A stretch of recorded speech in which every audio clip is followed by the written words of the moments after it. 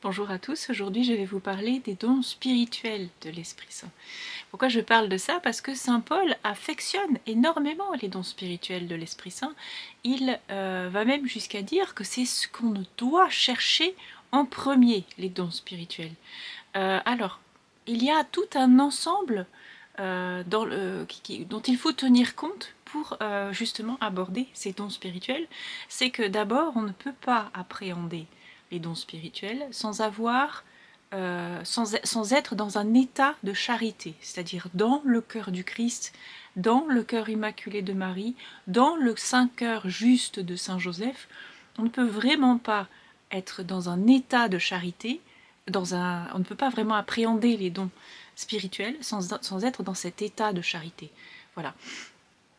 C'est quoi un état de charité? C'est souffrir pour le Christ, mais d'une manière qui est complètement, je veux dire, qui n'est pas habituelle. C'est-à-dire qu'il faut vouloir souffrir pour le Christ pour quelque chose en particulier, pour une cause. Et là, on souffre pour le Christ, et donc on est dans cet état de charité, c'est-à-dire que ce qui justifie, ce qui entraîne notre justification et donc notre sanctification, c'est justement cette espèce de dynamique de l'Esprit Saint qui nous pousse dans un état de charité à se donner au Christ, et donc à pouvoir percevoir ces dons spirituels de l'Esprit Saint. Donc premièrement, il faut être dans un état de charité, le plus haut et le plus fort possible, si possible.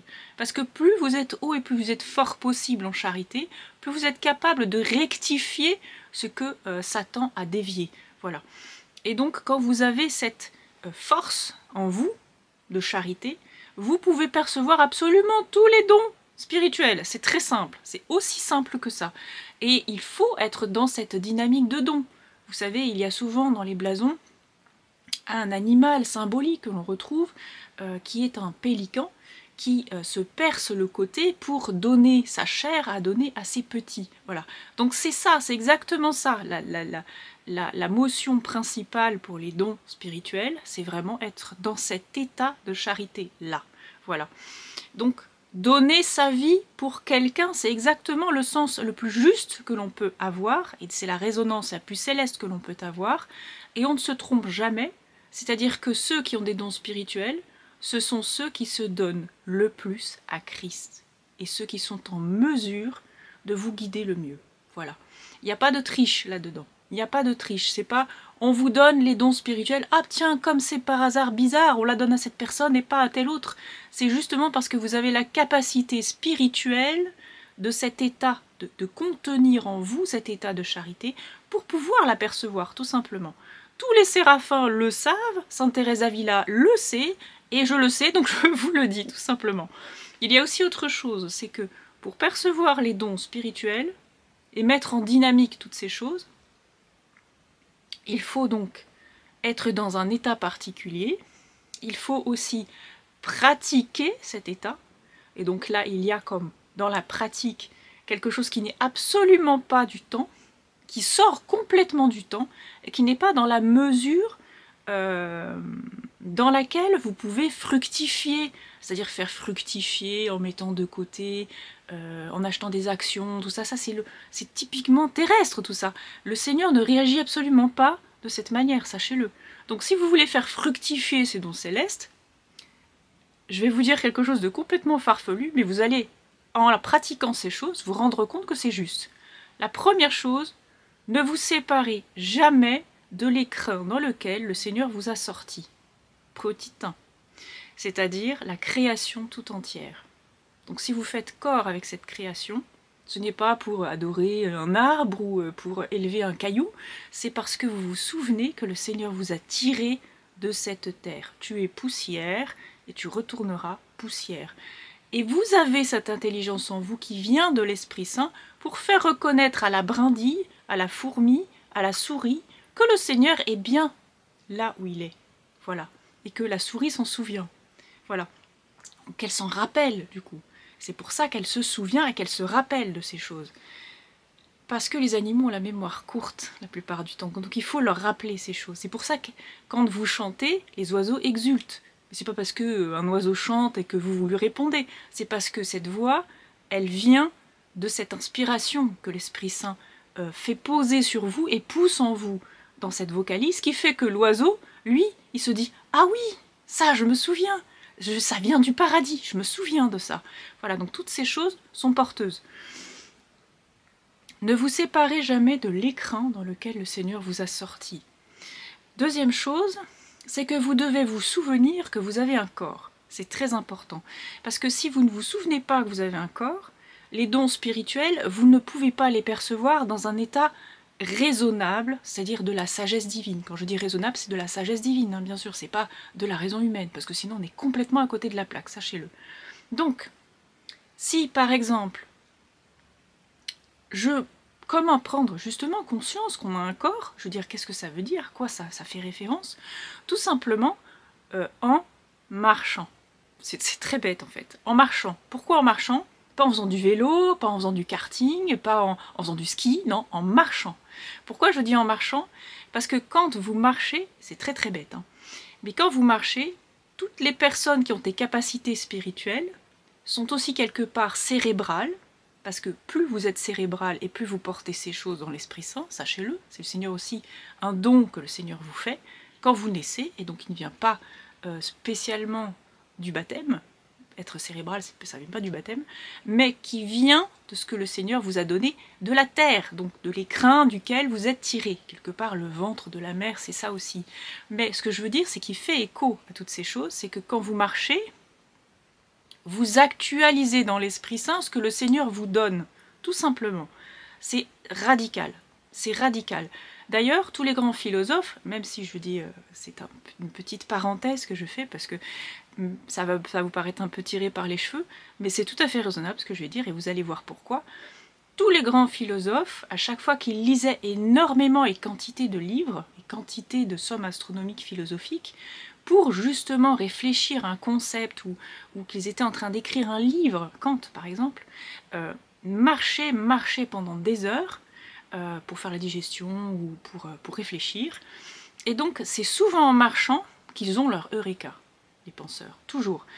Et quelque part, si vous faites un parallèle entre le philosophe qui marche et qui a son eureka et le prophète qui marche dans l'Esprit Saint, c'est exactement la même chose, sauf que l'un est guidé par la raison et l'autre est guidé par l'Esprit Saint.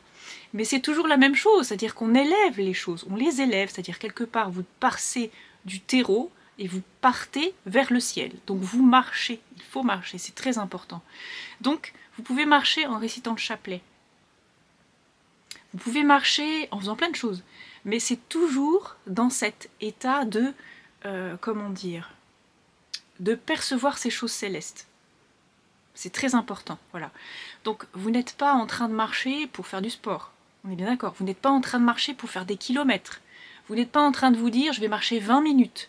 Non, vous laissez à Dieu le soin de vous diriger dans l'Esprit Saint. Voilà. Donc ça, c'est la marche. Ensuite, il y a quelque chose d'essentiel. Après cet écrin, après la marche, il y a que vous ne devez jamais vous séparer du corps du Christ. Ne vous séparez jamais du corps du Christ. Pourquoi?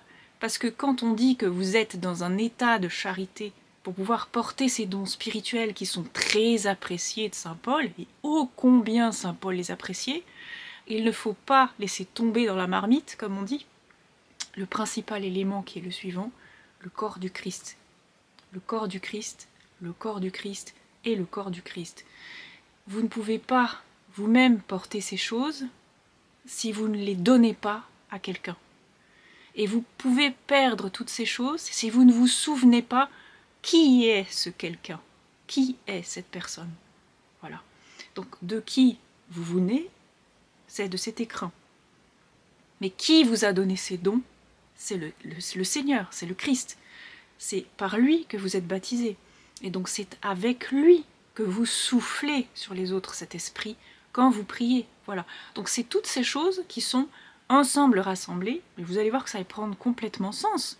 Je ne dis pas d'ânerie, je veux dire, beaucoup de pèlerins ont reconnu que la marche leur a indiqué un sens dans la prière, leur a donné une une voie spirituelle, creuser en eux un sens particulier dans la spiritualité. Il ne faut jamais passer à côté de ces choses.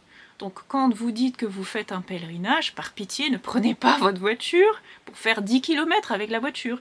Prenez votre sac à dos et allez faire les choses à pied. Voilà, tout simplement. Et dormez dehors. Parce que ça, c'est l'expérience. Je sais, je vais faire une petite parenthèse, mais quand j'ai fait ma confirmation, on est allé dans un monastère, je ne sais plus lequel, et on était tous accumulés dans des chambres sur des lits superposés, et puis on nous disait toujours, bon bah prenez quelques minutes de réflexion, et puis promenez-vous dans la forêt, et puis revenez quand vous avez fini. Ah mais j'ai mis ma capuche sur la tête, j'ai pris mon chapelet dans la main, et je me suis dit, Seigneur, ça c'est pour toi. Et je suis partie, et après, il a fallu me rappeler, parce que je ne sais plus où j'étais, mais j'étais tellement perdue dans la récitation de mon chapelet, dans la contemplation silencieuse de ce que le Seigneur nous donne, et dans l'esprit, parce que c'est très puissant l'Esprit Saint en fait, ça se laisse percevoir dans le silence. Donc je dis, je suis complètement ennemie du bruit, mais là ça se comprend entièrement. Et je veux dire, dans la marche, c'est-à-dire vraiment faire ce mouvement du corps, qui nous permet de nous rappeler qu'on a un corps. Voilà, respirer, savoir respirer avec le Christ, savoir poser le pied en disant Kyrie eleison ou Miserere nobis. Toutes ces choses, c'est avec les jambes qu'on les fait. Le mouvement de notre corps, et même quand nous dormons, quand nous respirons, toutes ces choses continuent après nous. Donc c'est toutes ces choses en même temps. Ce n'est pas, je veux dire, quelque chose que le Seigneur vous donne comme ça parce qu'il a envie, je veux dire. C'est qu'il faut que vous soyez attentif. Si vous êtes attentif à ce que le Christ vous les donne, c'est-à-dire dans une attention amoureuse, hein, je ne veux pas dire donne-moi Seigneur absolument ces dons, j'en ai besoin pour épater les gens. Ce n'est pas du tout comme ça qu'il faut le percevoir. C'est juste parce que vous êtes amoureux du Christ, que vous êtes amoureux du corps du Christ, que vous les percevez. Ce n'est pas pour les percevoir, c'est juste parce que vous êtes amoureuse du Christ que vous les percevez. C'est gratuit en fait, c'est quelque chose de gratuit, ça vient de vous, c'est gratuit, le Seigneur gratuitement vous les donne. Et gratuitement vous en faites profiter les autres. Voilà. Cette gratuité, je le dis encore, ce n'est pas quelque chose que vous voyez, vous percevez avec vos yeux. C'est quelque chose de spirituel. Voilà. Donc ces dons sont spirituels, et vous en faites profiter spirituellement aux gens qui sont tout autour de vous. Et la sagesse dispose absolument bien les choses, elle les répartit de manière harmonieuse, il n'y a absolument pas besoin de demander quoi que ce soit. Le Seigneur dispose tout à sa place, il n'y a pas besoin de demander de manière assidue. Voilà. À partir du moment où vous êtes dans cet état de charité, tout se remplit juste au niveau autour de vous où ça doit être rempli, tout simplement. Il n'y a pas besoin d'aller plus loin, ni besoin d'aller plus haut. Voilà. Entretenir cette relation, c'est une relation amoureuse. Chercher les dons spirituels, ce n'est pas, encore une fois, épater les gens ou être attentif à ce qui est mystérieux ou extraordinaire. C'est juste être amoureux du Christ, tout simplement. Qu'a-t-il fait le Christ dans sa vie ? Il a multiplié les pains, il a marché sur l'eau, mais c'est pas parce qu'il voulait épater ses disciples, c'est parce qu'il est dans cet état de charité. On est dans cet état de charité, on fait ces choses extraordinaires, tout simplement. Et extraordinaire, ça ne veut pas dire que vous ne voyez pas tous les jours. Extraordinaire, ça veut dire aussi que vous n'avez pas l'habitude de voir, ou que vous n'avez plus l'habitude de voir. Comment c'est possible de marcher avec, par exemple, un sac à dos très lourd d'un point A à un point B? Comment marcher avec ce sac à dos? Tout le monde vous dira, c'est pas possible, c'est trop lourd, il y a des dénivelés, vous allez vous casser la figure. Ce n'est pas une question de possibilité. Voilà, ce que Satan tend comme bâton dans les roues, nous pouvons aller au-delà, mais pas de manière irréfléchie, ni parce qu'on a envie de faire une idiotie, mais c'est parce que le Seigneur, dans sa grande sagesse, nous pousse à faire les choses de cette manière-là. Voilà, ce n'est pas par exemple pour porter un sac lourd que je vais porter un sac lourd, c'est parce que j'ai besoin de mettre des choses dedans, voilà, et puis de les répartir d'une manière complètement logique. Voilà, et donc il y a quelque chose derrière du rapport de pauvreté. Il y a une pauvreté qui est nivelée par rapport à votre degré de charité. C'est-à-dire que si vous pensez le faire en ayant juste, je sais pas, une brosse à dents et puis juste une trousse de toilette, mais c'est très bien, allez-y. Voilà, c'est très bien. Mais si le Seigneur, dans l'Esprit Saint, me pousse à faire les choses de manière suivante, à ce que mon sac soit un petit peu plus lourd que tous ceux qui ont l'habitude de marcher juste 10 km par jour, ce n'est pas grave, le Seigneur pourvoit à tout. Voilà. Le Seigneur pourvoit à tout et le Seigneur nous porte dans cette dynamique. Encore une fois, cette approche de l'Esprit Saint, cette approche de la perception des dons spirituels doit être prise au sérieux. Ce n'est pas quelque chose qu'il faut prendre à la légère ou décentrer d'un débat qui est actuel. Ça n'a rien à voir avec ça. C'est juste que vous devez vous rendre compte, par ce que je dis, que les dons spirituels ne sont plus appréciés, qu'ils sont dévalorisés, et même qu'on prend plaisir à martyriser les gens qui les obtiennent. Voilà. Et ça, il faut tenir compte de ça aussi. C'est que plus vous empêchez quelqu'un à entretenir ce lien de charité avec le Christ, et plus il deviendra fort dans l'Esprit Saint et dans l'obtention de ses dons spirituels, tout simplement, parce que Dieu le veut, parce que c'est un excellent cas de figure, un excellent exemple, justement, pour montrer ce que le Seigneur peut faire dans nos vies d'extraordinaire. Et Notre-Dame a fait quelque chose d'extraordinaire, et Saint Joseph a fait quelque chose d'extraordinaire, sauf que vous ne le savez pas. Voilà, vous n'avez pas les yeux pour le voir, tout simplement. Mais moi, j'ai les yeux pour le voir, les séraphins ont les yeux pour le voir, et les priants ont les yeux pour le voir, tout simplement. Que le Seigneur vous bénisse et qu'il vous garde, lui qui est Père, Fils et Saint-Esprit. Amen.